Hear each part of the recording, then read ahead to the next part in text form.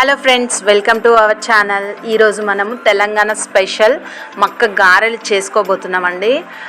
వీటినే మొక్కజొన్న గారెలని కూడా చాలా ప్లేసెస్లో అంటారు. సో తెలంగాణలో మాత్రం మక్కలే అంటారు. సో చాలా టేస్టీగా, దీనికి తగ్గ కాంబినేషన్ ఏంటి అని అంటే పాల పడియం చేస్తున్నామండి. చాలా టేస్టీగా ఉంటుంది. సో మీరు కూడా తప్పకుండా ట్రై చేయండి.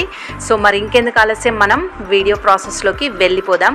ముందుగా ఇక్కడ నేను మక్కలను ఒలిచి రెడీగా ఉంచుకున్నానండి.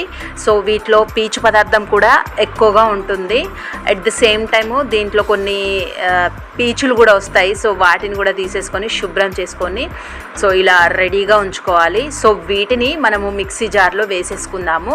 ఫస్ట్ నేను 2 రకాలవి చేస్తున్నానండి గారెలు, తీపివి అలాగే కారంవి. నేను ఫస్ట్ తీపి గారెల కోసము ఈ పిండి పట్టుకుంటున్నాను. సో మనము దీంట్లో ఎటువంటి వాటర్ యాడ్ చేయాల్సిన అవసరం లేదు. మనకు లేత కంకులు, ముదురు కంకులని 2 రకాలుగా ఉంటాయి. ముదిరిన వాటిలో మాత్రం కొంచెం వాటర్ యాడ్ చేసుకొని ఇలా ఫైన్గా పేస్ట్ లాగా పట్టుకోవాలి. లేత వాటికి అవసరం లేదు, వాటంతట అవే వాటర్ అందులో ఎక్కువగా ఉంటాయి కాబట్టి సో ఈజీగా పేస్ట్ అయిపోతుంది. సో ఇలా పేస్ట్ పట్టేసేసుకొని మనము తీపివి చేసుకుంటున్నాం కాబట్టి ఇంకో మిక్సీ జార్లో ఒక 6 ఏలక్కాయలు అలాగే 1 కప్పు షుగర్ని యాడ్ చేసేసుకుంటున్నాను. దీన్ని ఫైన్గా పౌడర్ పట్టుకోవాలి. ఈ ఫైన్గా పౌడర్ పట్టుకొని ముందుగా రెడీ చేసుకొని ఉంచుకున్న పేస్ట్లో ఈ పౌడర్ని యాడ్ చేసేసుకోవాలండి. వేసుకున్న తర్వాత వెంటనే చక్కగా కలిపేసేసుకోవాలి. ఎందుకు అనంటే మనకు ఈ పేస్ట్ మొత్తము లూజ్గా అవుతుంది. షుగర్ పౌడర్ వేసిన వెంటనే మనము చక్కగా కలుపుకుంటూ రెడీగా చేసేసుకోవాలి. అలాగే పక్కన ఆయిల్ కూడా మంచిగా డీప్ ఫ్రై కోసము రెడీగా పెట్టేసేసుకోండి. ఇలా తీపివి వేసిన వెంటనే లూజ్ అవ్వడం స్టార్ట్ అవుతుంది కాబట్టి సో మీరు ఫాస్ట్గా వేసేసుకుంటే బెటర్గా ఉంటుంది. సో వీడియోలో చూపిస్తున్నట్టుగా మీరు ఇలా వేసేసుకోండి.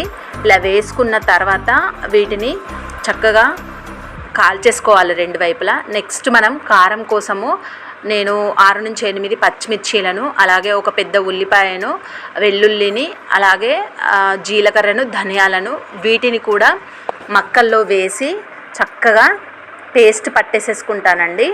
సో దీంట్లో ముందుగానే నేను కొంచెం సాల్ట్ కూడా యాడ్ చేసుకున్నాను. ఇప్పుడు ఈ 2 పేస్ట్లను ఇందులో యాడ్ చేసేసుకొని దీంట్లోనే కొద్దిగా కొత్తిమీరను కూడా యాడ్ చేసేసుకోండి. అలాగే ఒక 1/2 టీ స్పూను పసుపును వేసేసుకోండి. అలాగే కొన్ని కరివేపాకు రెమ్మలను వేసేసుకోండి. నేను ముందుగా కొద్దిగా సాల్ట్ వేసుకున్నాను కాబట్టి ఇప్పుడు చూసుకొని వేసుకుంటున్నాను. సో ఇది వేసుకున్న తర్వాత పచ్చిమిర్చీలు కారం ఎక్కువగానే ఉన్నాయి కాబట్టి నేను పొడి కారం యాడ్ చేయట్లేదండి. ఇన్ కేస్ మీకు నచ్చితే పొడి కారం కూడా యాడ్ చేసేసుకోవచ్చు. అది వేసుకున్న తర్వాత మీరు చక్కగా మిక్స్ చేసేసుకోండి. అంతా మిక్స్ చేసుకున్న తర్వాత వీడియోలో చూపిస్తున్నట్టుగా చేతికి వాటర్ అద్దుకుంటూ మీరు ఇలా చేసుకోవాలండి. లేదు అని అంటే మనకు సరిగ్గా గారెలు అనేవి రావు, అతుక్కుంటాయి. సో ఇలా వాటర్ వేసుకుంటే ఈజీగా తీయడానికి ఉంటుంది. సో ఇలా కాగుతున్న నూనెలో వేసేసుకోండి. ఫ్లేమ్ అనేది మీడియం టు లోలో ఉండేటట్టు చూసుకోండి. లేదు అని అంటే పచ్చిగా ఉంటాయి. ఎట్ ద సేమ్ టైం పైన అంతా మాడిపోతుంది, లోపల అస్సలు కుక్ అవ్వదు. సో మీరు ఫ్లేమ్ అనేది లో టు మీడియంలో ఉంచుకొని మాత్రమే కాల్చేసేసుకోవాలి. సో ఇవి చక్కగా ఇలా కలర్ చేంజ్ అయిన తర్వాత సో వాటిని మనము తీసేసుకోవాలండి. చూసుకొని కాల్చేసుకోవాలి, తొందరగానే మాడిపోతాయి కాబట్టి. సో ఇలా తీసేసుకొని వీటిని మనము పక్కన పెట్టేసేసుకుందాము. నెక్స్ట్ మనము దీని కాంబినేషన్ పాలపడియం రెడీ చేసుకుందామండి. దానికోసం నేను ఒక గిన్నెలో 1 గ్లాస్ వాటర్ యాడ్ చేసేసుకున్నాను. సో అది కాస్త మరిగిన తర్వాత దాంట్లో నేను 1 కప్పు బెల్లాన్ని తురిమి వేసేసుకుంటున్నానండి. మీరు కావాలనుకుంటే షుగర్నే వాడుకోవచ్చు. సో ఇలా వేసేసుకొని దీన్ని మంచిగా కలుపుకోవాలి. ఎందుకు అనంటే దీంట్లో ఉన్న ఏమన్నా నలకలు గిలకలు ఏమైనా ఉన్నా కానీ తీసేసుకోవచ్చు. బెల్లం మాత్రం చక్కగా కరిగిపోవాలి, పాకం రావాల్సిన పని అయితే ఏం లేదు మనకు. సో కరిగేలోపు ఇక్కడ నేను 1 కప్పులో 2 టేబుల్ స్పూన్ల గోధుమ పిండిని తీసుకొని వాటర్ యాడ్ చేసుకొని ఇలా పల్చగా కలుపుకున్నానండి. ఉండలేం లేకుండా పల్చగా కలుపుకోవాలి. సో ఇది గోధుమ పిండి, ఈ స్లరీని మనము మరుగుతున్న బెల్లం నీళ్ళల్లో వేసి వెంటనే కలుపుకోవాలి. లేదు అంటే ఉండలు కట్టేస్తుంది. సో వీలైనంత తొందరగా మనం వేసుకున్న వెంటనే కలుపుకోవాలండి, ఉండలేం కట్టకుండా.